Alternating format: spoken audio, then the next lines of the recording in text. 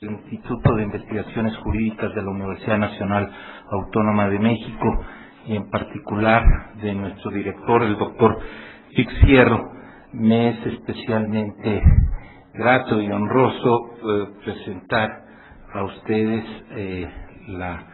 a la doctora Carmen G. González. Algunos ya tuvieron el privilegio de escucharla ayer en su muy interesante conferencia, y es el caso que el día de hoy abordará el tema del neoliberalismo y los pueblos indígenas, las lecciones de México bajo el Tratado de Libre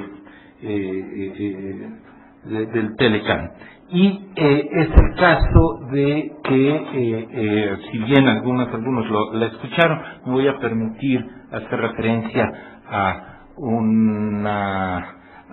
una parte sintética de su muy amplio currículum académico y profesional, pues para quienes no tuvieron el privilegio de escucharla ayer, y quien la doctora Carmen González es profesora de Derecho de la Facultad de Derecho de la Universidad de Seattle y ha trabajado o enseña diversas disciplinas del derecho, particularmente sobre derecho internacional del medio ambiente, justicia del medio ambiente, comercio y medio ambiente y seguridad alimentaria.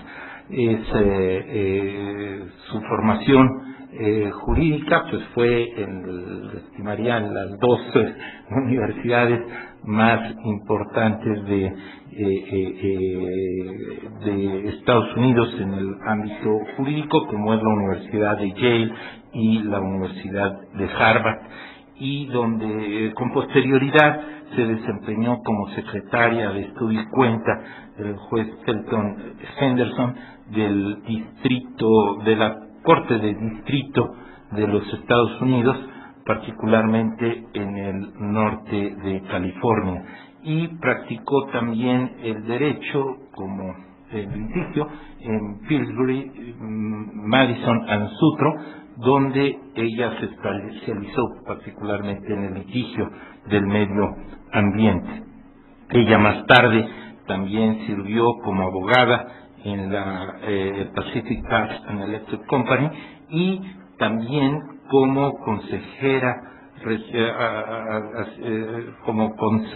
en el Consejo Regional, asistente del Consejo Regional en la oficina de San Francisco de la Agencia de los Estados Unidos para la Protección del Medio Ambiente.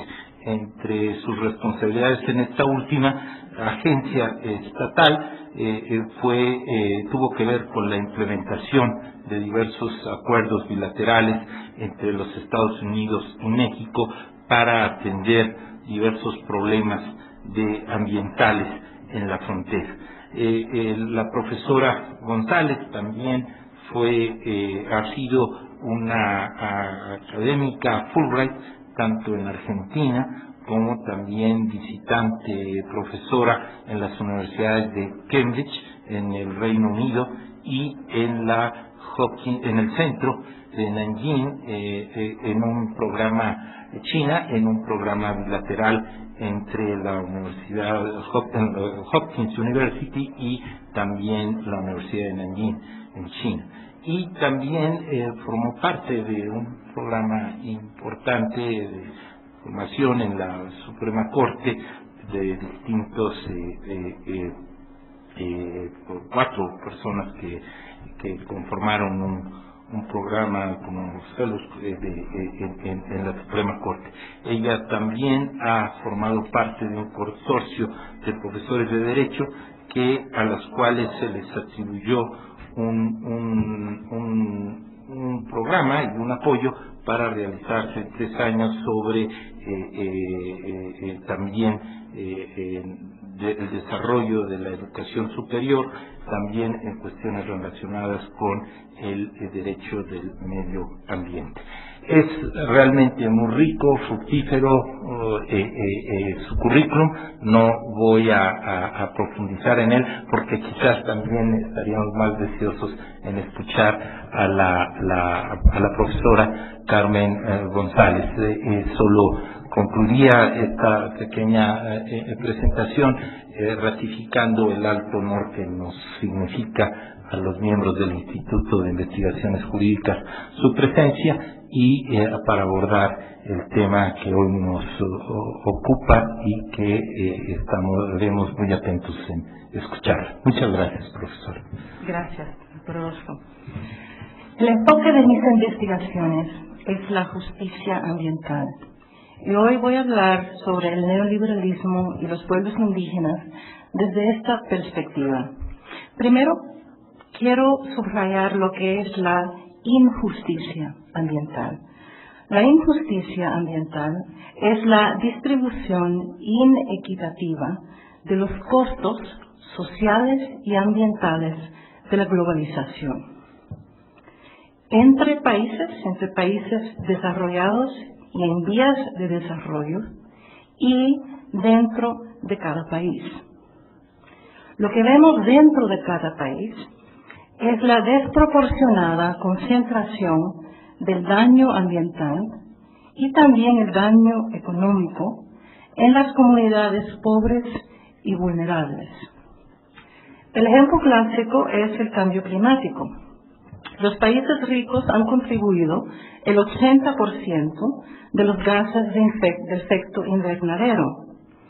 Sin embargo, los países pobres que dependen de la agricultura y carecen de los recursos para adaptarse al cambio climático van a ser los países más afectados y sobre todo las poblaciones más pobres. Por ejemplo, los pueblos indígenas en la zona ártica ya están sufriendo las consecuencias del cambio climático y algunos han tenido que abandonar sus tierras ancestrales. Lamentablemente, vemos un patrón similar con el libre comercio.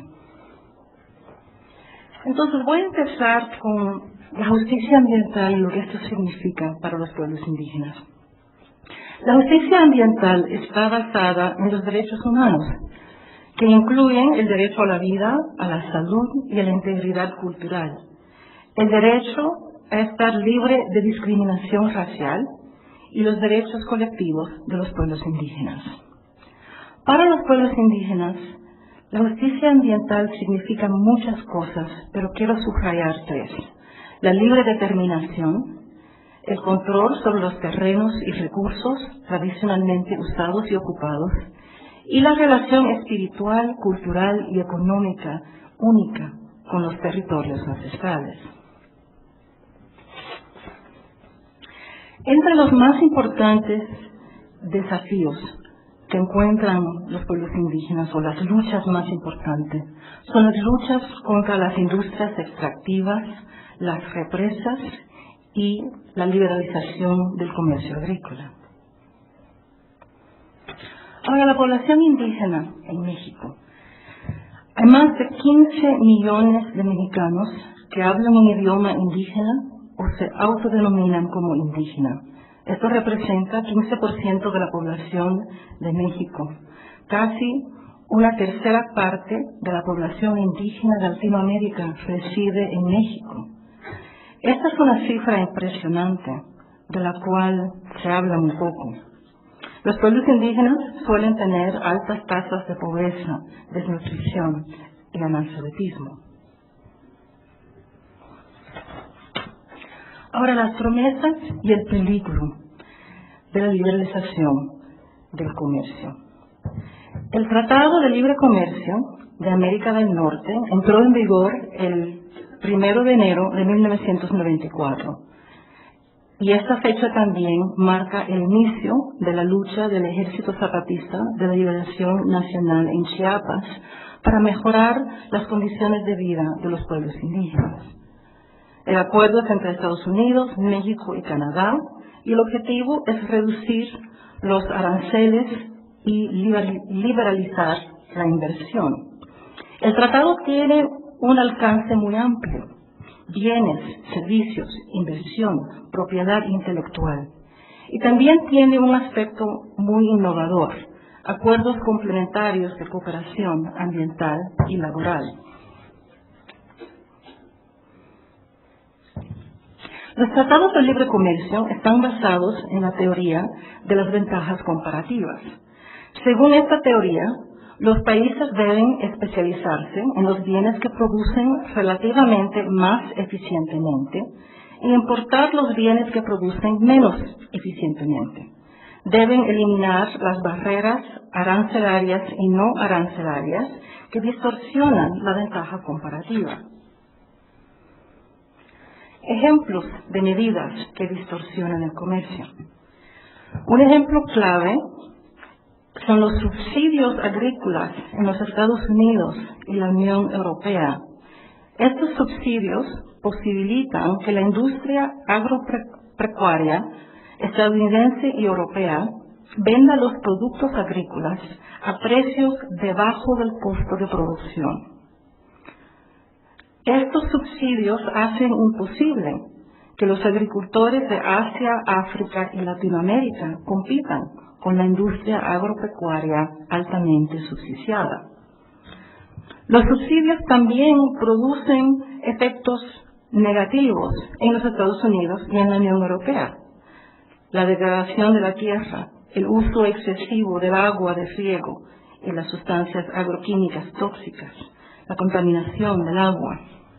En Estados Unidos, por ejemplo, la fuente principal de la contaminación del agua, de ríos, de lagos, es la agricultura.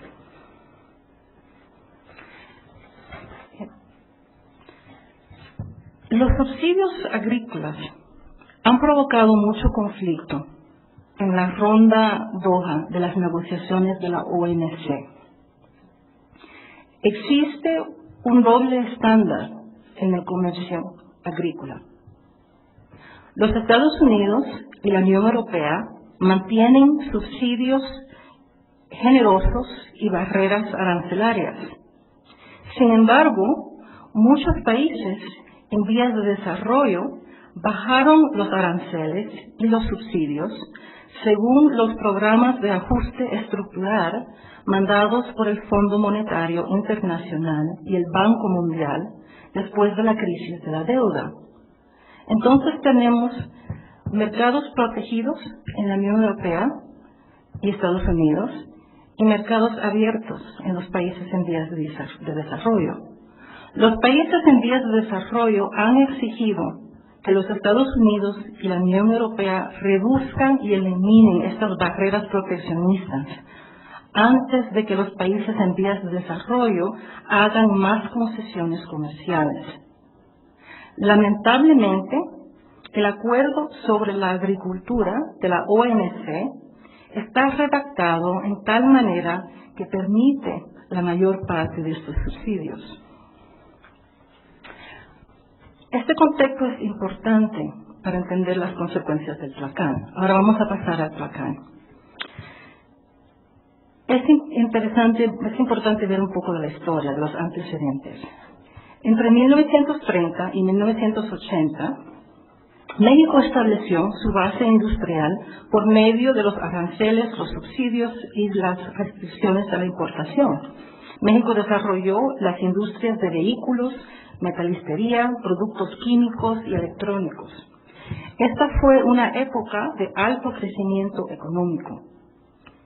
El Estado ofreció subsidios y créditos no solo a la industria, pero también a los agricultores, para mantener los precios de los alimentos bajos y para aliviar la pobreza rural.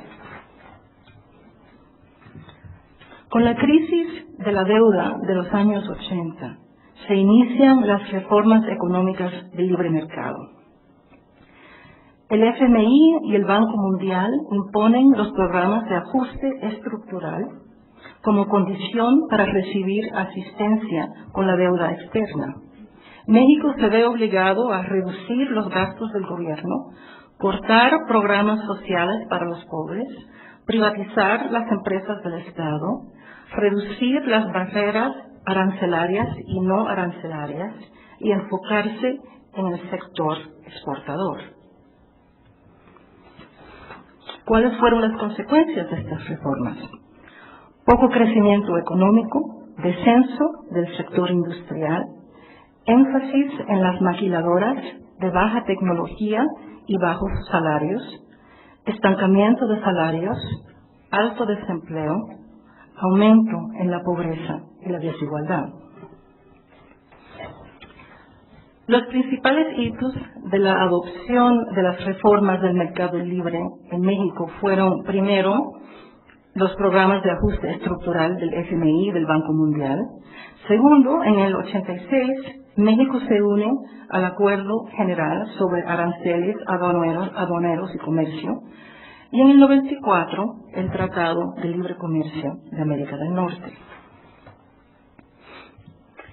El capítulo 7 del Tlacán es el que tiene que ver con la agricultura.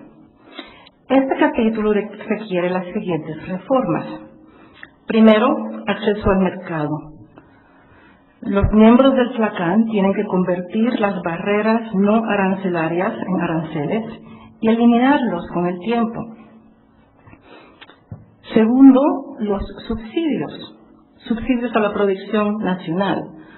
Los países tienen que cumplir con las obligaciones bajo el GATT o OMC para reducir los subsidios y esforzarse por avanzar hacia políticas de apoyo interno que minimizan las distorsiones del comercio. Con los subsidios para promover la exportación, solo hay que cumplir con las obligaciones bajo el GATT o OMC. Aquí se establece un doble estándar, un doble criterio.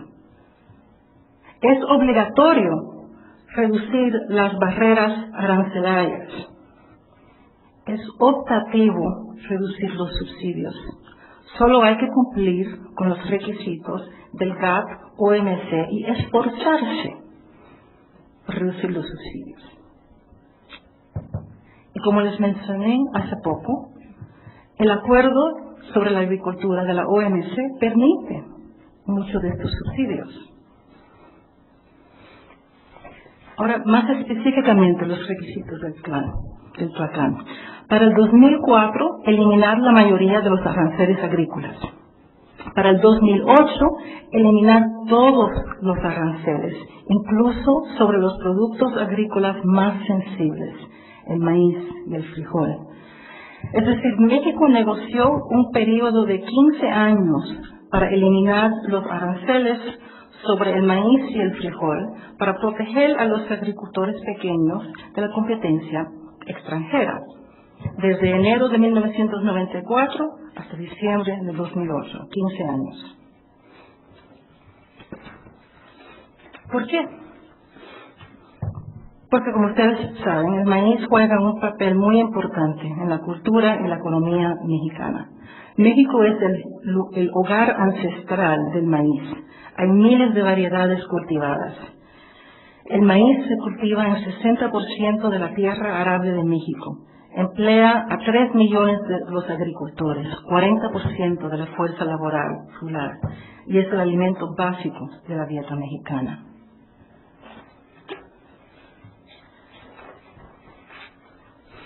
Algunos comentarios primero sobre cómo se cultiva el maíz en México, porque esto es importante. Como ustedes saben, hay granjas grandes y mecanizadas en el norte, en Sonora, en Sinaloa, pero la mayoría del maíz es cultivado en el sur de México por agricultores pequeños y pueblos indígenas, a partir de semillas que ellos conservan de sus propios cultivos o que intercambian con otros agricultores, otros campesinos en sus comunidades. Estas semillas han sido cuidadosamente adaptadas a las condiciones locales, a la humedad, la escarcha, las fuertes lluvias, la calidad de la tierra, las plagas. Y se siembran muchas variedades para diversificar el riesgo en caso de pérdida de la cosecha. El maíz en los Estados Unidos es una industria principal, es algo muy distinto. Estados Unidos es el mayor productor y exportador del maíz en el mundo, con 40% de la producción mundial. El maíz es un producto de exportación que también se utiliza domésticamente como biocombustible, endulzante y pienso para los animales. Se cultiva en granjas mecanizadas que utilizan la irrigación a gran escala y sustancias agroquímicas tóxicas. Son monocultivos. 3 corporaciones controlan más de 80% de las exportaciones del maíz de Estados Unidos. La industria del maíz se caracteriza por su integración vertical. En muchos casos, la misma corporación controla la compra del maíz de los agricultores, la producción de pienso, la cría de ganado y el procesamiento de la carne.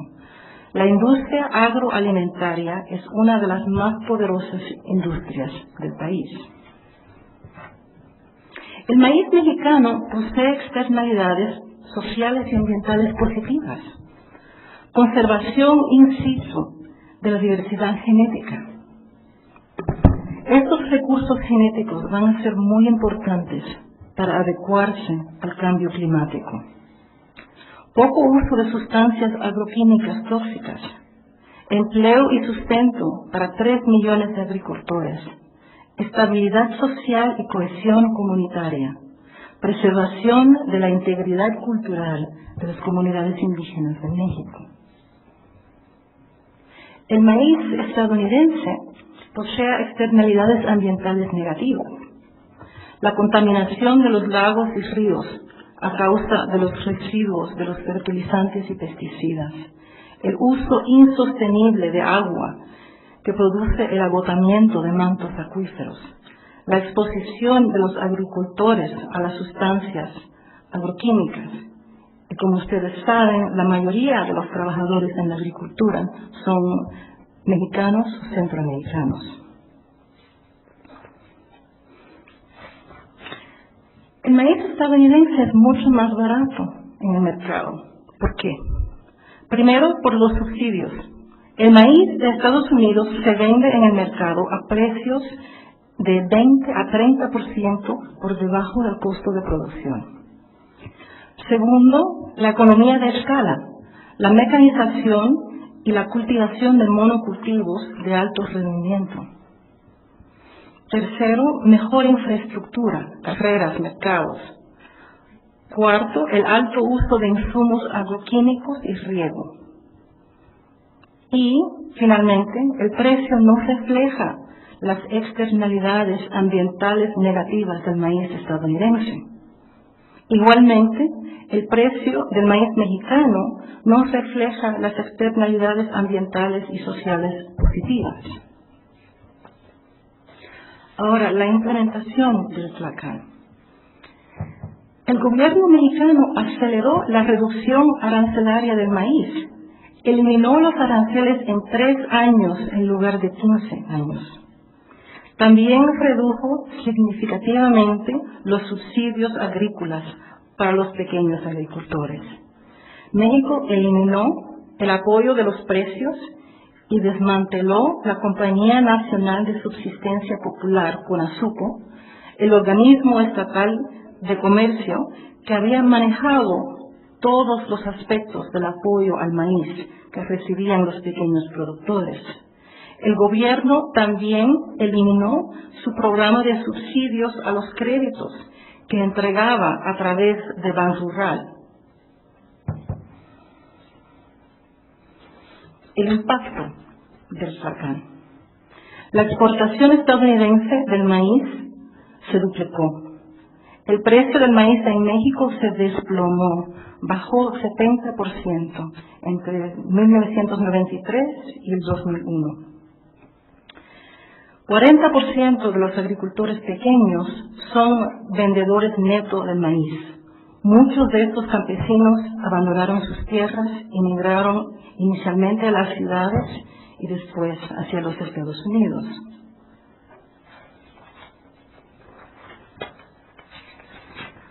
¿Bajó el precio del maíz al consumidor mexicano?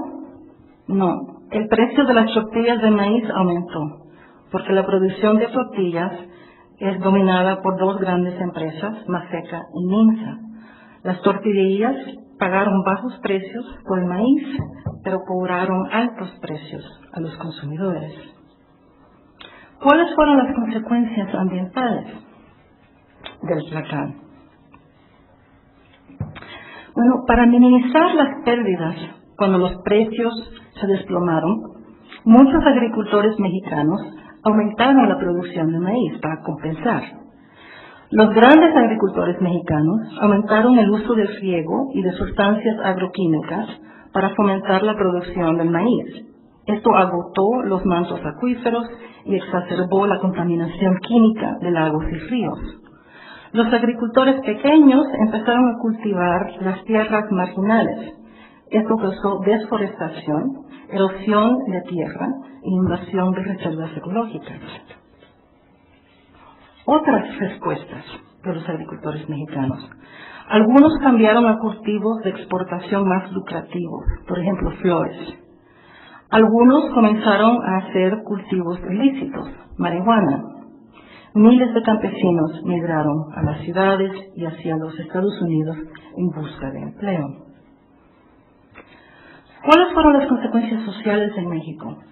Aumento de la pobreza, de la migración a las ciudades, de la inmigración a Estados Unidos, aumento de los delitos relacionados con las drogas, la pérdida de las comunidades agrícolas estables y la desintegración de culturas indígenas, descontento social, manifestaciones masivas. ¿Cuáles fueron las consecuencias ambientales en México? La pérdida de la diversidad genética del maíz, cuando los agricultores pequeños abandonaron sus tierras o empezaron a cultivar monocultivos de alto rendimiento. Los monocultivos poseen mayor vulnerabilidad a las plagas y a las enfermedades. La pérdida de los recursos genéticos para adaptarse al cambio climático. Es importante subrayar que la diversidad genética del maíz mexicano tiene importancia no solo en México, sino también para los reproductores de cultivo del mundo, que dependen de esta reserva genética para el desarrollo de nuevas variedades capaces de adaptarse a nuevas condiciones climáticas. La pérdida del conocimiento agroecológico tradicional, la expansión de la agricultura industrial. Lo interesante es que también ocurrieron consecuencias adversas en los Estados Unidos. La expansión de la producción del maíz en zonas áridas que requieren de bastante riego, el agotamiento acelerado de los suministros de agua, la contaminación agroquímica de lagos y ríos, la floración de algas debido a las escorrentías de fertilizantes. Esto ha creado zonas muertas en el Golfo de México, donde los peces no pueden sobrevivir. Aumento de la exposición de los trabajadores agrícolas a los pesticidas tóxicos. Desplazamiento de cultivos menos dañinos para el medio ambiente.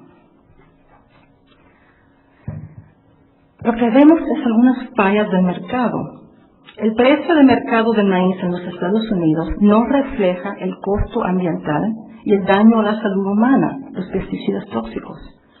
El precio de mercado de maíz en México no refleja los beneficios sociales y ambientales. Cuando se combinan las dos fallas del mercado, se produce la globalización de las fallas del mercado. Según el economista estadounidense James Boyce, la liberalización del comercio agrícola aumenta estas fallas del mercado y empeora la situación de ambos países, haciendo una identificación errónea de los Estados Unidos como el productor más eficiente del maíz.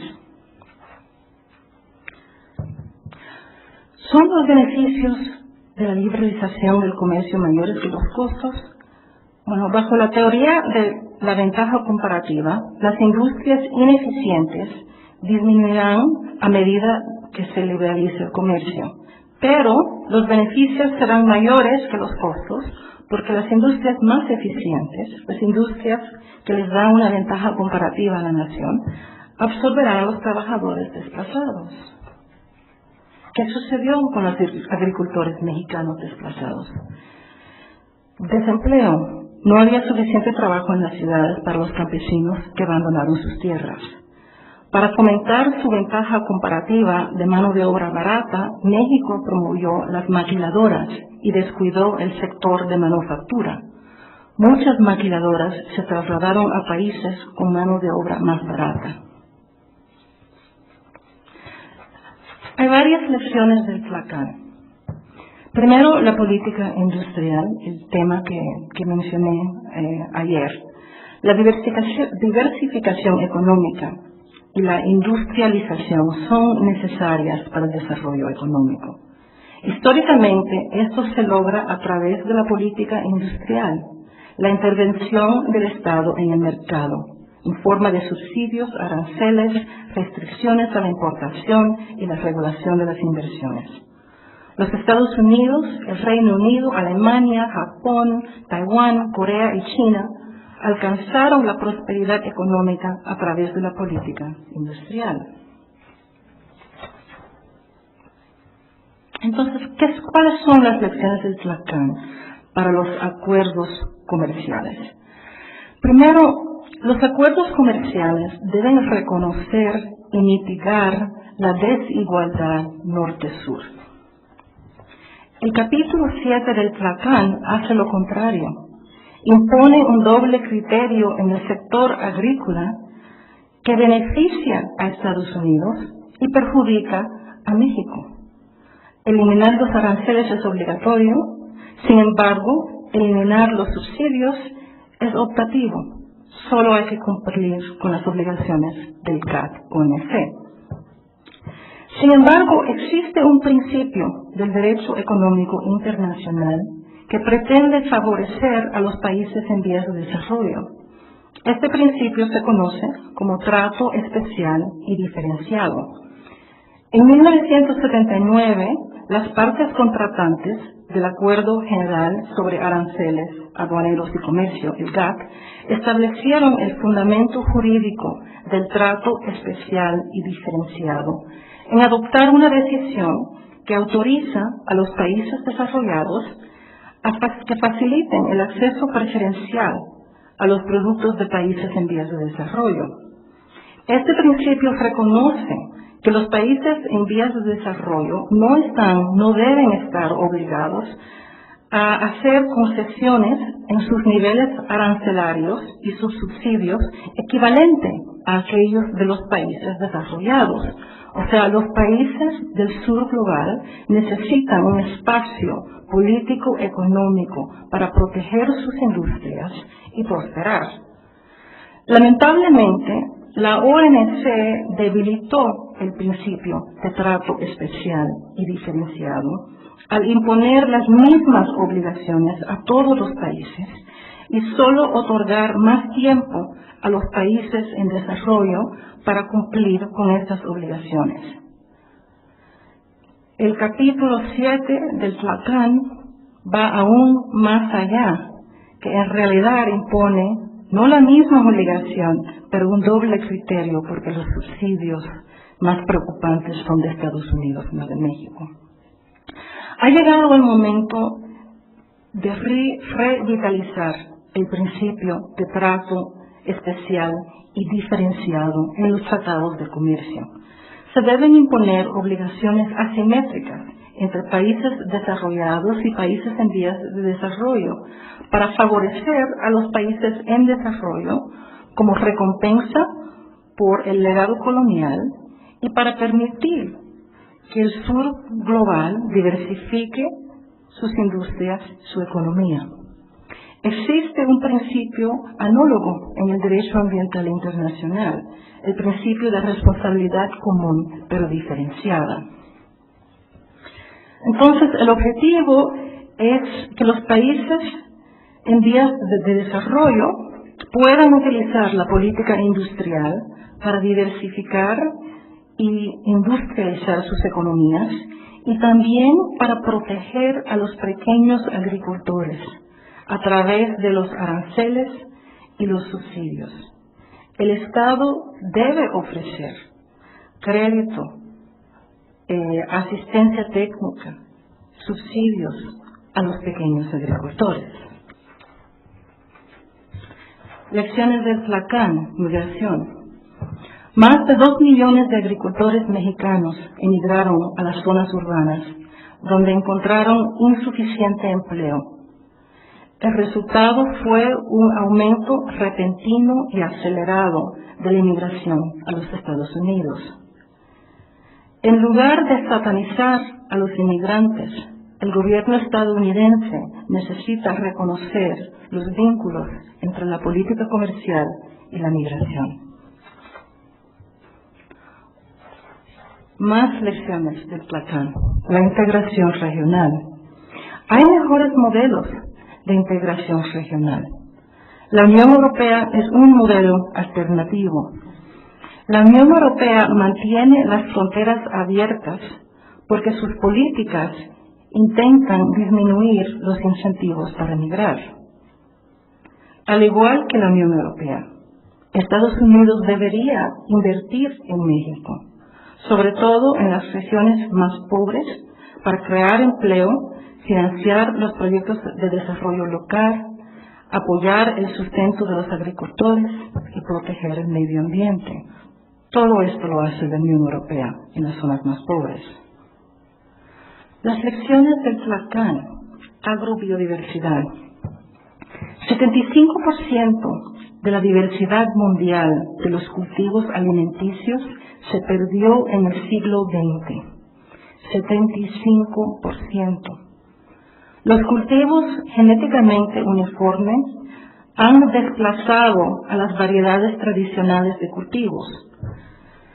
Lo que esto significa es que la cosecha mundial está en peligro de repetir al nivel global la gran hambruna irlandesa, en caso de un fracaso catastrófico del cultivo, por plagas, por cambio climático. La diversidad genética es un bien público mundial y hay que protegerla. Los agricultores pequeños y los pueblos indígenas protegen este bien público y merecen compensación por esta labor importante. Lo contrario de lo que está ocurriendo bajo el Tlacán. Las consecuencias del Tlacán han sido devastadoras, sobre todo para los pueblos indígenas. La migración hacia las ciudades rompe los vínculos económicos, espirituales y culturales de estos pueblos con sus tierras ancestrales. Esta ruptura puede causar la desintegración cultural. En las ciudades, muchos migrantes indígenas experimentan la pobreza extrema debido a la discriminación, la educación limitada, las barreras lingüísticas y culturales y la falta de habilidades para la mano de obra urbana. También ha habido migración indígena a los Estados Unidos. Por lo menos 460,000 indígenas mexicanos viven en los Estados Unidos. Muchos de ellos son indocumentados. La cifra verdadera es probablemente mucho más alta. El problema es que el censo estadounidense no tiene una categoría para los indígenas latinoamericanos. El censo requiere que los indígenas se autodenominen como hispanos, como si fueran descendientes de los españoles. Y después que se autodenominen como hispanos, deben elegir si son blancos, negros o de otra raza. ¿Quién entiende ese sistema? No tiene nada que ver con la realidad latinoamericana. Entonces, la cifra oficial es 460,000 indígenas mexicanos. La realidad, quizás el doble. Los inmigrantes indígenas experimentan la doble discriminación. racial, étnica y de lenguaje, y el aislamiento social. Es difícil mantener las lenguas y las costumbres indígenas. Su situación económica y su estatus migratorio suelen ser precarios.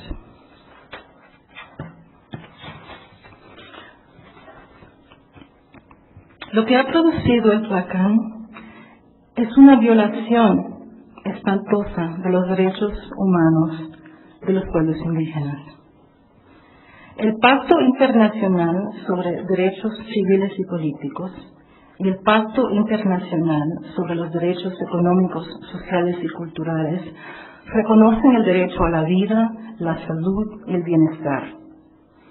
Estos tratados también reconocen la libre determinación y la no injerencia con los medios de subsistencia. También existen derechos humanos específicos con respecto a los pueblos indígenas. Se encuentran en el Convenio número 169 de la Organización Internacional del Trabajo, la Declaración de la ONU sobre los Derechos de los Pueblos Indígenas y el Sistema Interamericano de Derechos Humanos. Los informes y las decisiones de la Comisión Interamericana de Derechos Humanos y de la Corte Interamericana de Derechos Humanos han reconocido los derechos de los pueblos indígenas, interpretando la Declaración Americana de los Derechos y Deberes del Hombre, la Convención sobre Derechos Humanos y el Protocolo de San Salvador. Los derechos humanos de los pueblos indígenas incluyen la integridad cultural, el derecho de poseer, desarrollar y controlar las tierras y los recursos tradicionalmente ocupados, el derecho de determinar las prioridades del desarrollo económico, el derecho a la consulta sobre proyectos de desarrollo económico que les afecten, el derecho de la conservación de su medio ambiente. Nunca fueron consultados sobre el Tlacán y han perdido sus tierras, en muchos casos su integridad cultural, su ambiente. ¿Quién debe proteger estos derechos? Este es un tema interesante. Por supuesto, México. México ha violado los derechos de los pueblos indígenas dentro de su territorio al adoptar políticas de desarrollo que afectan profundamente a los pueblos indígenas. Bajo el artículo 8 de la Declaración de la ONU sobre los Derechos de los Pueblos Indígenas, los Estados tienen la obligación de prevenir todo acto que tenga por objeto o consecuencia desposeer a los pueblos indígenas de sus tierras, territorios o recursos. México negoció en el Tlacán un plazo de 15 años para eliminar los aranceles sobre el maíz. Sin embargo, los eliminó en 3 años, con consecuencias devastadoras. Pero México no es el único actor. El papel de Estados Unidos es muy importante. ¿Tiene responsabilidad los Estados Unidos por las violaciones de derechos humanos en México por medio del Tlacán? Hay que reconocer que México adoptó el modelo económico neoliberal en los años 80 bajo la presión del Fondo Monetario Internacional. Y el Fondo Monetario Internacional está controlado por los Estados Unidos y otros países ricos.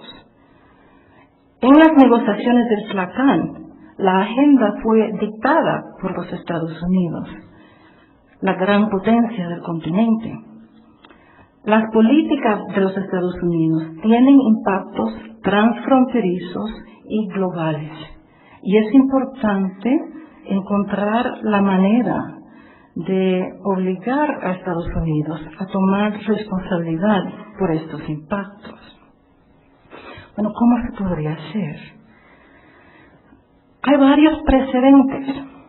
Por ejemplo, el Pacto Internacional sobre los Derechos Económicos, Sociales y Culturales. La Comisión de Derechos Humanos de las Naciones Unidas reconoce que las obligaciones bajo este tratado tienen fuerza extraterritorial. También hay precedentes en el campo de medio ambiente que se podrían aplicar. El caso más significativo es el del arbitraje de la fundición de Trail, que estableció un principio que se ha reconocido en el principio 2 de la Declaración de Río, el principio 21 de la Declaración de Estocolmo y varios tratados ambientales. Y este principio es el de no causar daño transfronterizo. Los estados tienen el derecho soberano de aprovechar sus propios recursos según sus propias políticas ambientales y de desarrollo, y la responsabilidad de velar porque las actividades realizadas dentro de su jurisdicción o bajo su control no causen daño al medio ambiente de otros estados o de zonas fuera del límite de jurisdicción nacional. Los Estados ricos controlan el FMI, el Banco Mundial, el GATT-OMC, el FACAN. Estos organismos tienen impactos globales sobre los salarios, precios, empleos, servicios sociales, la migración, la salud humana, el medio ambiente. Sería importante que el derecho internacional reconozca la responsabilidad extraterritorial cuando las políticas, las actividades de estos organismos producen violaciones de derechos humanos en otros países. Daño a la biodiversidad y también daño a los derechos de los pueblos indígenas. Otra lección de México bajo el Tlacán es que se debe reconceptualizar los acuerdos comerciales. O sea, ¿por qué queremos aumentar el comercio? Para mejorar el bienestar del ser humano, para promover los derechos humanos, para proteger el medio ambiente. Se les debería dar prioridad a los derechos humanos y a la protección del medio ambiente en caso de conflictos con las normas comerciales. Es importante reconocer la primacía de los derechos humanos. Segundo, es importante reducir la desigualdad norte-sur, utilizando el principio de trato especial y diferenciado. Hay que mejorar este trato, que existe en la OMC, pero que no existe en el Tlacán. Es importante permitir la política industrial para el desarrollo y proporcionar fondos para el desarrollo. Esta es la manera de reducir la migración ilegal. En lugar de militarizar la frontera, Estados Unidos debería renegociar el Tlacán. Otro elemento muy importante es la transparencia y la participación cuando se firman acuerdos comerciales. Se debería preparar una evaluación de impacto ambiental y de impacto a los derechos humanos. Y es esencial evaluar los impactos internos y transfronterizos. Se requiere la fuerte participación pública y sobre todo, porque es imposible saber por adelantado todo lo que pueda ocurrir, revisar periódicamente y renegociar los acuerdos comerciales ya existentes. Finalmente, hay que reconceptualizar lo que es el desarrollo. Hay que rechazar la modernización como el único camino hacia la vida mejor. Los académicos que han investigado el porqué de México, por qué en 3 años, bajo todas las barreras, cuando negoció un plazo de 15 años, llegaron a la conclusión que muchos economistas consideraban la manera, los cultivos indígenas tradicionales ineficientes y querían modernizar la agricultura con consecuencias devastadoras. Es importante proteger los medios de vida, las creencias, las tradiciones de los pueblos indígenas, respetar la libre determinación, prevenir la destrucción o el despojo de las tierras indígenas por fuerzas del mercado, por cambio climático o por otros factores. En este momento nos encontramos en una doble crisis, una crisis económica y también una crisis ecológica. Muchas personas se dan cuenta de la crisis, de un aspecto de la crisis ecológica, cambio climático.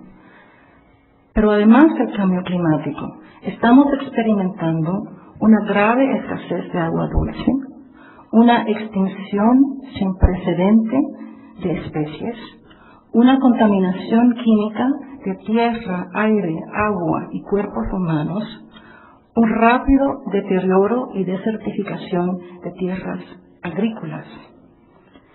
Para salir de esta crisis, tenemos que reconceptualizar lo que es el desarrollo.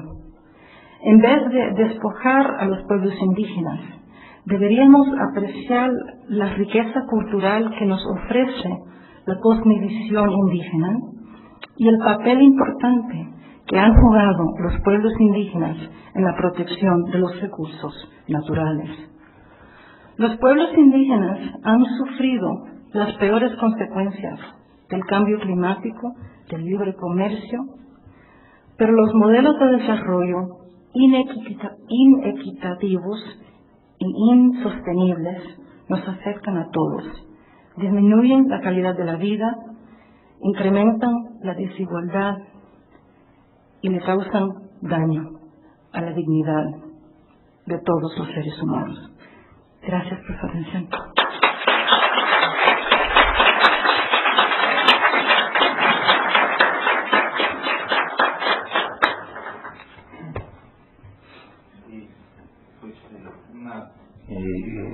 Entusiasta felicitación a la profesora Carmen González por su brillante conferencia, sin duda muy ilustrativa, preocupante, pero también apreciamos su compromiso con los derechos humanos y la protección del medio ambiente frente a otros intereses como los comerciales y bueno, todo lo que nos ha reflejado en cuanto a las consecuencias del Tratado de Libre Comercio para América del Norte y ese doble estándar que tanto ha perjudicado en cuanto a que sea obligatorio en cuanto a reducir los aranceles, pero se vuelva optativo en cuanto a reducir los subsidios, pero que además esa obligación lo que se haya adelantado en el caso de nuestro país y que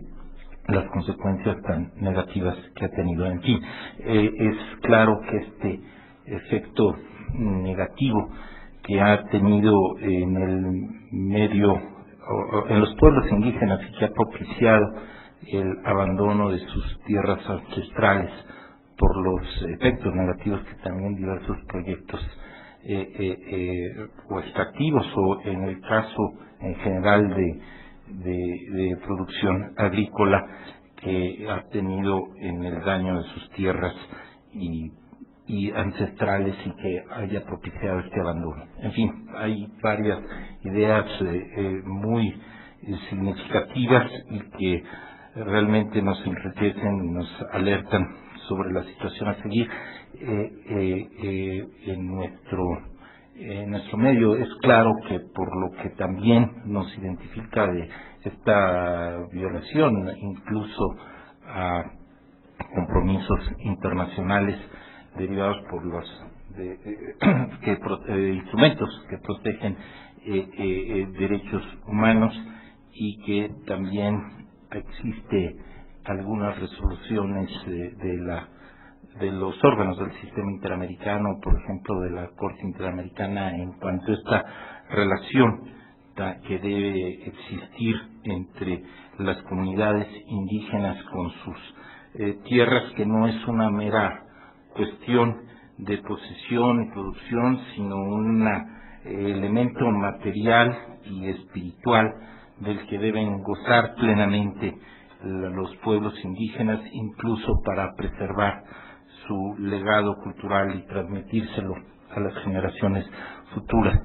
También es claro que los estándares interamericanos que también han establecido este derecho a la consulta previa respecto de cualquier proyecto que se pretenda llevar a cabo en las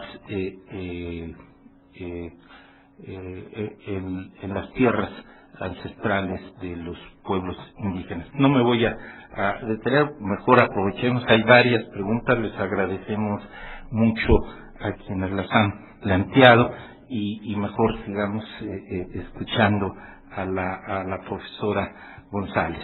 Me voy a permitir dar lectura por unas primeras 3, 4 preguntas y así sucesivamente pudiéramos ir. ¿O dos a la vez? Perfecto. Muy bien. ¿Considera usted que los mecanismos de derecho internacional pueden contener una capacidad contrahegemónica que ayude a una emancipación económica del sur? Es Germán Sandoval y la formula, y ahora Gabriela García Corona por su parte establece, consulta si debería México reintroducir los subsidios agropecarios como lo hacen Estados Unidos y la Unión Europea para encontrarse con la misma posición de ventaja que los estados desarrollados. Por favor. Primero, el derecho internacional y las posibilidades para el sur global. Yo creo que sí existe un potencial. El problema es que el derecho internacional se encuentra muy fragmentado. Tenemos el derecho ambiental, derechos humanos y derecho comercial.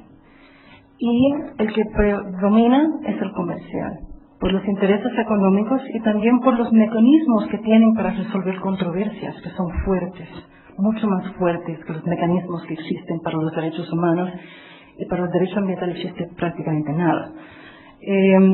Entonces, me parece que lo que hay que hacer es combatir esta fragmentación y reconocer que sí existe una jerarquía, o sea, que lo que predomina son los derechos humanos. Hay que reconocer la primacía de los derechos humanos, y no cuando ocurre una disputa, pero cuando se negocian los acuerdos. O sea, en caso de controversia, en caso de conflicto entre las normas del derecho, se debe dar prioridad a los derechos humanos, porque es por eso que estamos negociando estos acuerdos. Entonces sí hay posibilidades, y también hay instrumentos, por ejemplo el sistema interamericano, que ha tomado unas decisiones muy interesantes, sobre todo sobre los pueblos indígenas, y que es un mecanismo que le permite a la persona y a las ONGs participar en el sistema internacional. Yo acabo de escribir un artículo donde recomiendo que los tratados ambientales incluyan un mecanismo para que las personas afectadas por el daño ambiental puedan demandar a los países, como lo hacen bajo el sistema de derechos humanos. Entonces tenemos que expandir estos foros y encontrar la manera de romper con esta fragmentación del derecho y reconocer estas jerarquías para que exista un espacio para la sociedad civil, porque si no, el derecho internacional está dominado por los estados y por las transnacionales. Ahora, la segunda pregunta, los subsidios. Sí, me parece que es absolutamente básico e importante. Hay una razón por la cual Japón sigue subsidiando a sus agricultores, aunque son pocos. La Unión Europea también. Hay una diferencia entre los subsidios para mantener los agricultores y los subsidios para bajar el precio a la exportación y tener una ventaja comercial. Uno se debe permitir porque es para proteger la sociedad rural, para desarrollar la sociedad rural. El otro es para una ventaja comercial que le causa daño a los pueblos en otros países. Sí, muchas gracias. Dice Luis Fernando Espitia, si las exportaciones agrícolas mexicanas se verán disminuidas a la Unión Europea por cuestiones de subsidios, ¿considera hacerse una negociación, dice, con la Unión Euroasiática? Isidro Saucedo pregunta cuáles fueron los criterios para eliminar los aranceles del maíz en solo 3 años, cuando se contaba con 15 para llegar a ese fin. Me parece que ya la contesté. Los académicos que han estudiado han llegado a la conclusión que unos economistas, quizás que estudiaron en la Universidad de Chicago, decidieron que no era eficiente. Tenemos que acabar con estos campesinos que se trasladen para la ciudad y trabajen en las maquiladoras. Y eso sería mejor para, o sea, una teoría que no aterriza, pero que causa mucho daño. En cuanto a las negociaciones con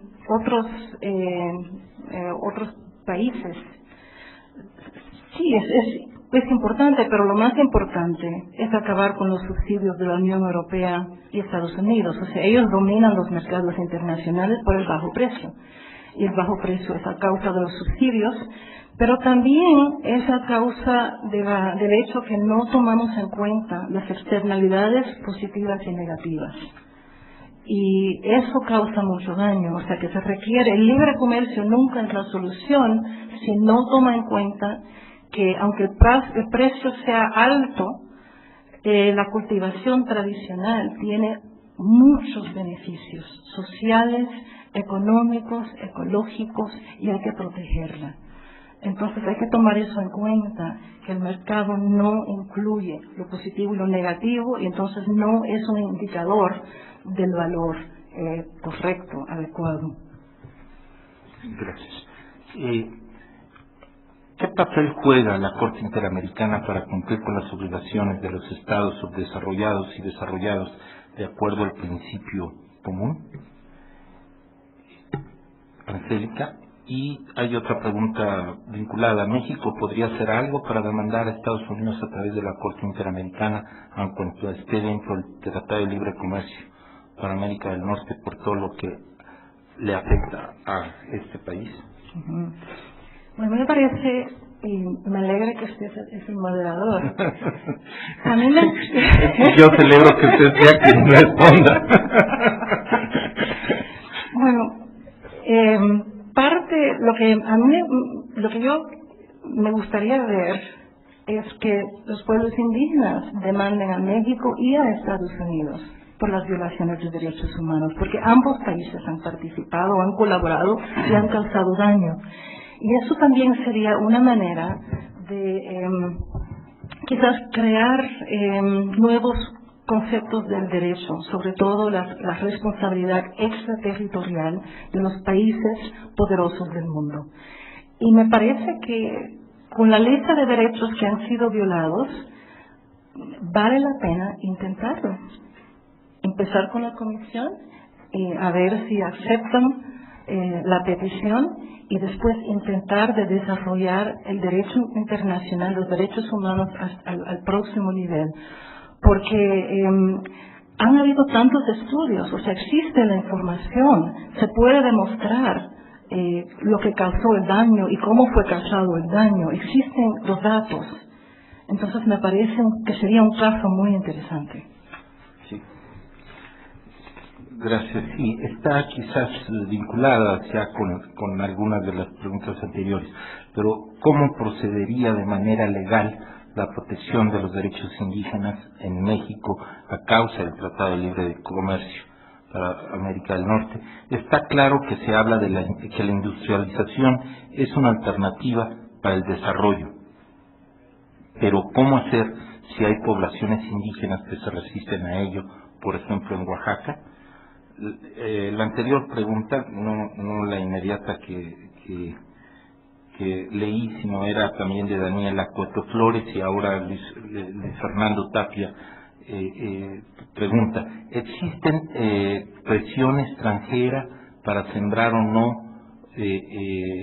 conforme a transgénicos en México? Así dice. ¿Qué país entró más tarde a las reformas estructurales y cuál es su estado económico actual? Estoy leyendo. Sí, perdóneme.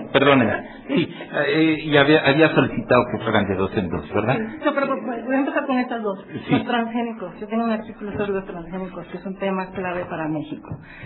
Los transgénicos, Estados Unidos promueve los transgénicos, la Unión Europea los resiste. En ambos casos hay razones económicas, en el caso de la Unión Europea también razones ecológicas. Hay que evaluar el impacto que puedan tener estos transgénicos, no solo el impacto ambiental, pero el impacto socioeconómico. O sea que el transgénico no es solo una semillita, es una semillita que tiene propiedad intelectual, que viene protegida. Y si uno la compra, no puede conservar el cultivo y sembrarlo de nuevo el próximo año, tiene que seguir comprando. Y para que funcione necesita utilizar ciertos pesticidas y ciertos herbicidas. O sea, que el campesino que utiliza esa tecnología se va a endeudar. ¿Y qué pasa si caen los precios? O si sube el precio de la semilla, o si sube el precio de los insumos, puede causar un daño tremendo. Pero sobre todo el daño que causa es a la diversidad biológica. Porque eso es lo que hay que proteger en los centros de origen de los cultivos, como el maíz en México. Y si los transgénicos reemplazan las variedades enormes cultivadas tradicionalmente, eso se pierde para siempre, la extinción es permanente. Y además los transgénicos transfieren en materia genética a plantas similares, como una contaminación, como una maleza.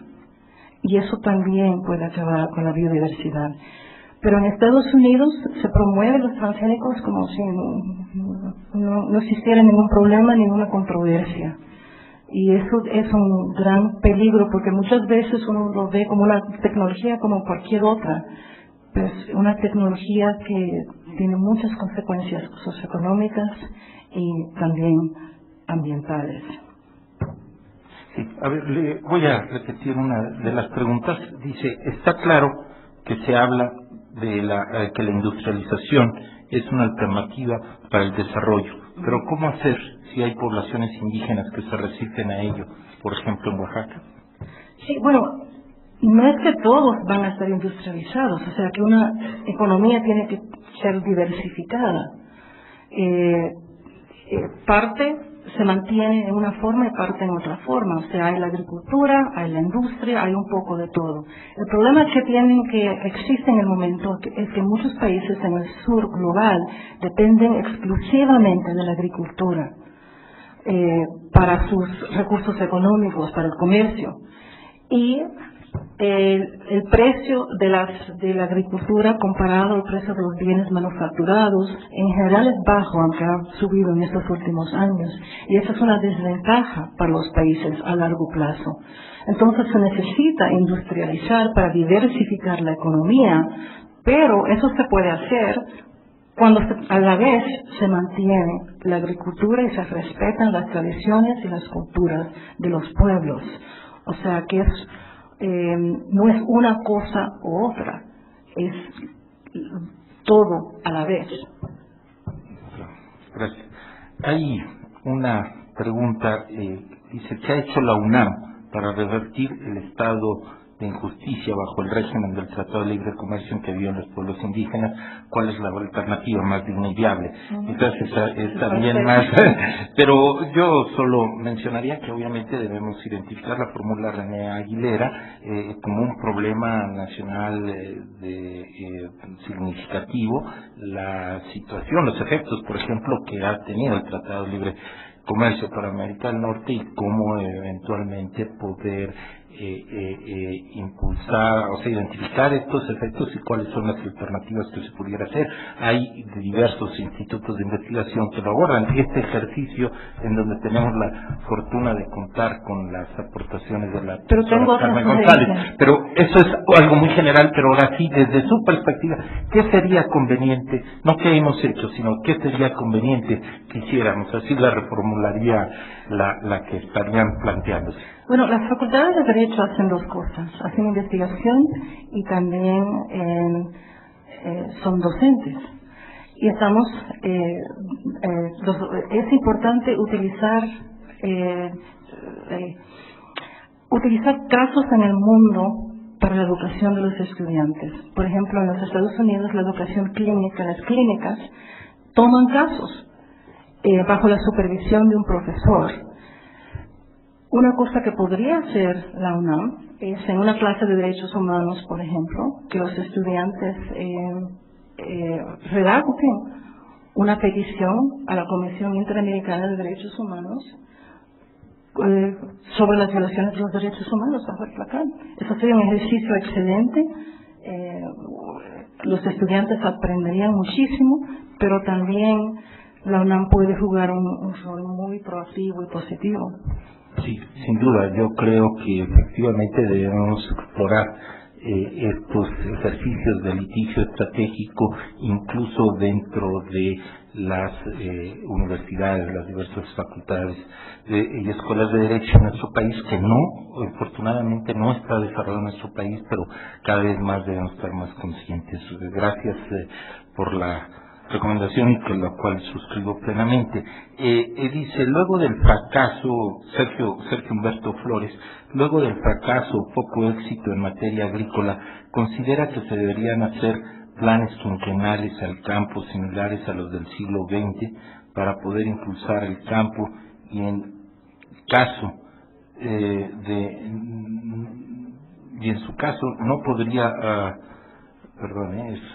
y en caso de no podría competir,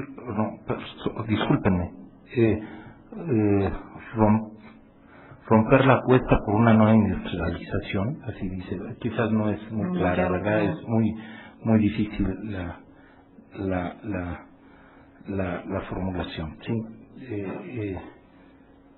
Sí, no alcanzo a identificar yo tampoco la pregunta, lo lamento. ¿Cómo procedería de manera legal la protección? Era lo que también le había comentado y ya está respuesta a la protección de los derechos indígenas en México a causa del libre comercio. Ya se había mencionado la posibilidad de acudir a un ámbito también interamericano, pero no sé si deseara formular algún comentario, profesor. No. ¿Sí? Bueno, en fin, les agradecemos mucho a todos los quienes han formulado las preguntas. Realmente, reitero, ha sido muy aleccionador para todos, me incluyo el haber tenido el privilegio de escuchar la profesora y realmente pues nos deja muchas inquietudes y preocupaciones, pero para bien en el sentido de que como mexicanos y principalmente más involucrados en advertir los efectos que ha tenido el Tratado de Libre Comercio y en general la política neoliberal en el ámbito de nuestro país, para poder efectivamente en forma particular salvaguardar los derechos de pueblos indígenas. Desde la mayor trascendencia le apreciamos mucho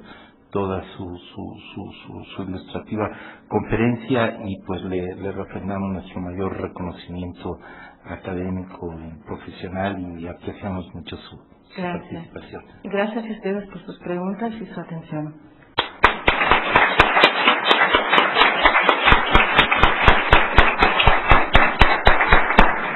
Muy bien, muchas gracias a todos. Pues felicidades. Tenemos aquí la